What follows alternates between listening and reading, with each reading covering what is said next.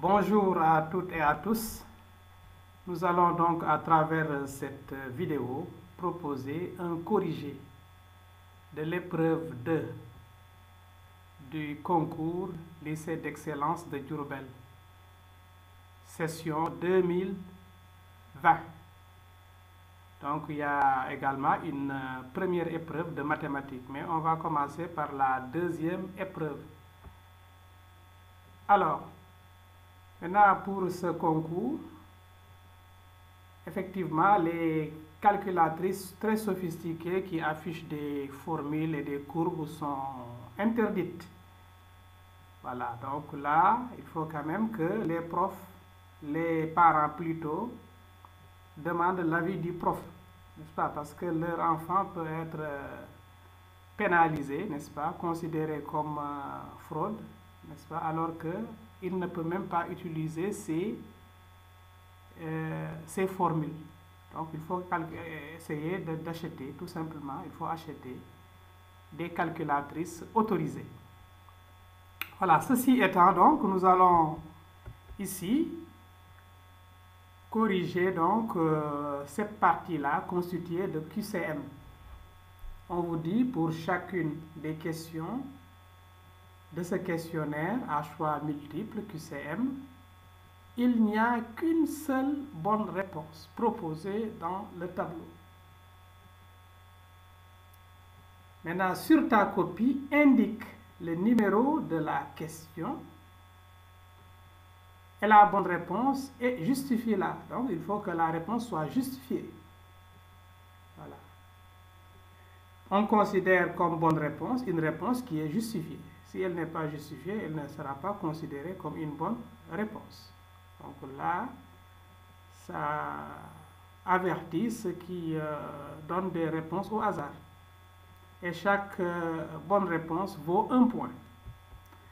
Donc ici, donc voilà, donc c'est le lycée d'excellence scientifique de Diourbel 2020, l'épreuve 2, qu'on va corriger en 4 parties. Donc c'est pourquoi on dit partie 1 sur 4.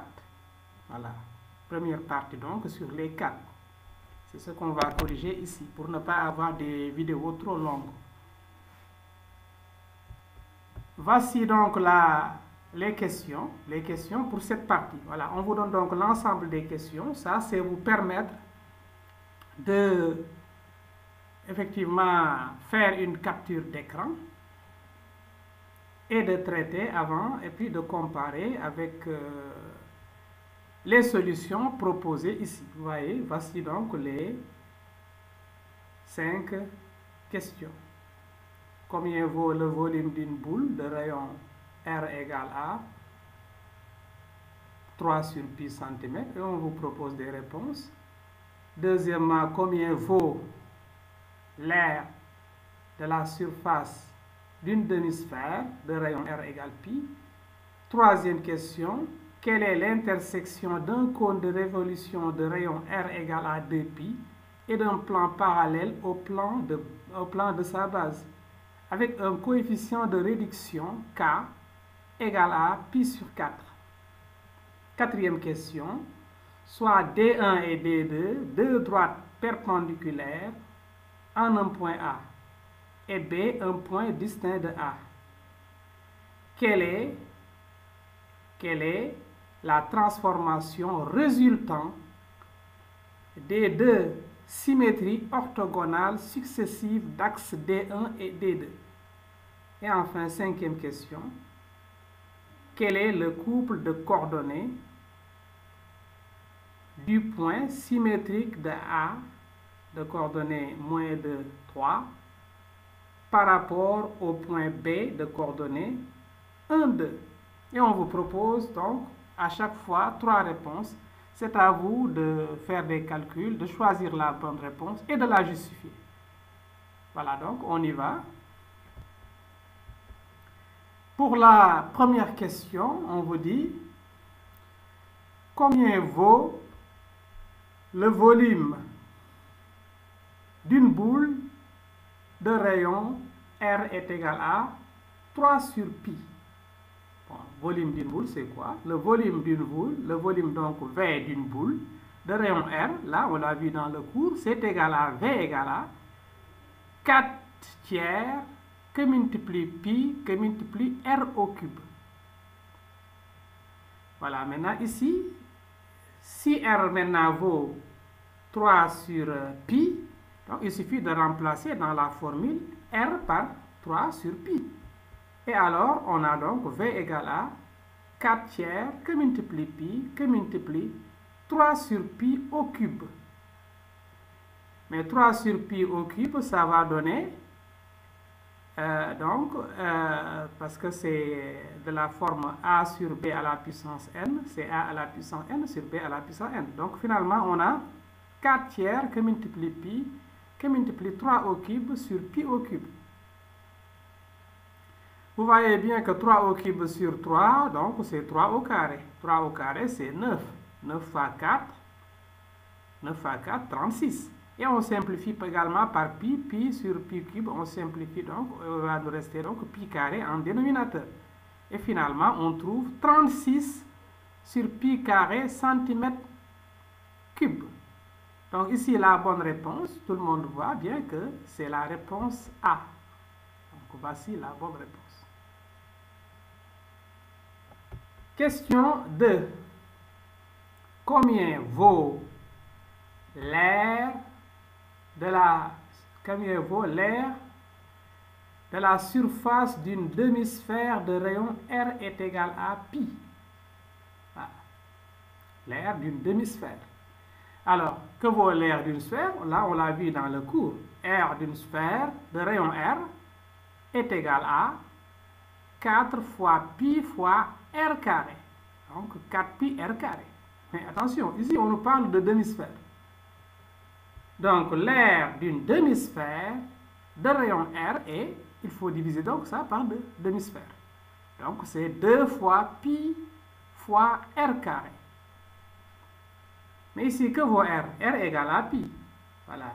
Ainsi, donc, l'aire d'une demi-sphère de rayon R égale pi égale, il suffit donc de remplacer R par pi, ça donne 2 fois pi au carré. Et ça donne tout simplement, soit donc 2 pi au cube. Donc la bonne réponse ici, c'est la réponse A.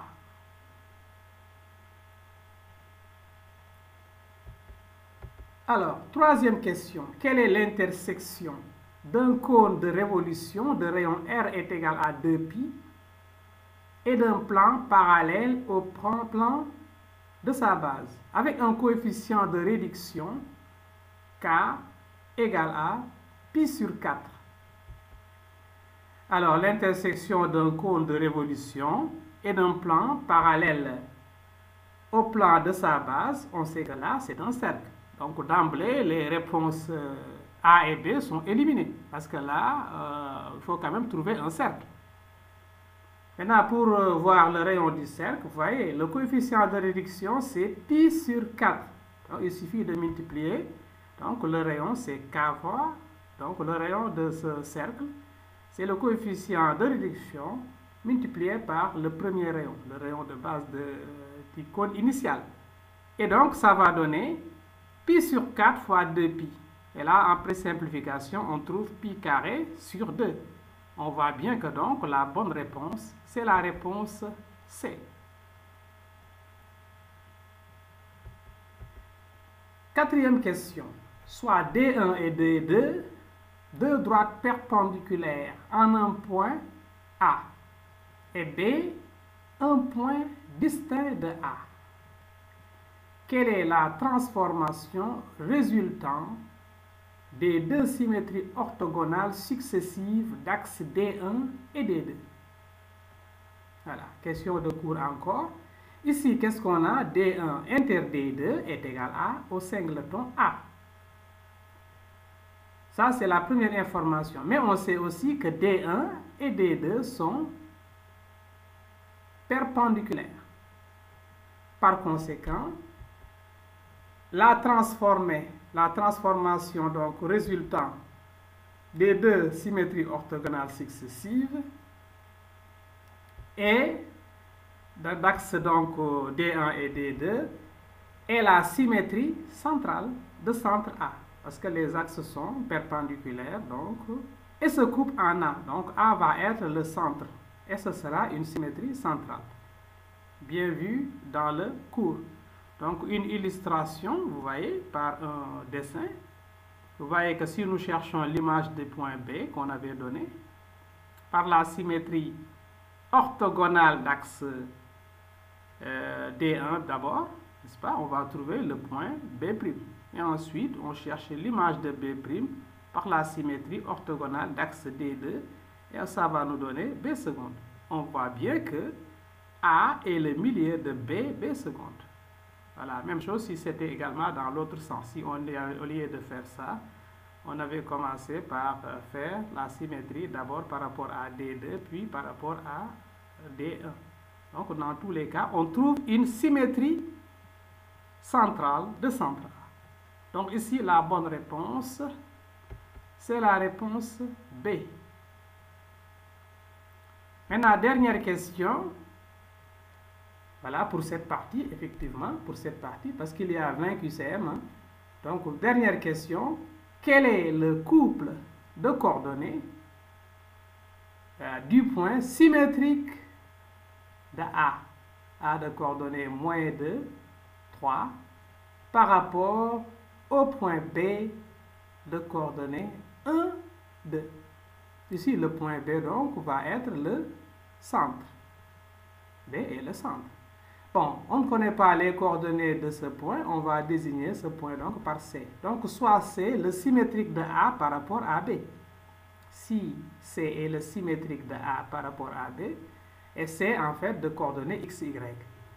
Donc, qu'est-ce qu'on peut donner comme information? Alors, B va être le milieu de AC. Donc, on a la formule qui donne le milieu. X de B égale, bien connu, X de B égale X de A plus X de C sur 2, et Y de B égale Y de A plus Y de C sur 2. Mais nous, qu'est-ce que nous connaissons? Nous connaissons X de B. Voilà, on va remplacer par les connus. X de B est égal à 1, donc ça veut dire que 1 égale X de A. Mais on connaît X de A, c'est moins 2. Et X de C, on l'a appelé X sur 2. De même, Y de B, on sait que c'est 2, égale à Y de A c'est 3, plus Y sur 2. Donc, on a nos deux petites équations qui vont nous permettre de trouver X et Y. Donc, ceci veut dire donc, produit des moyens égale produit des extrêmes. On a donc 2 égale à moins 2 plus X.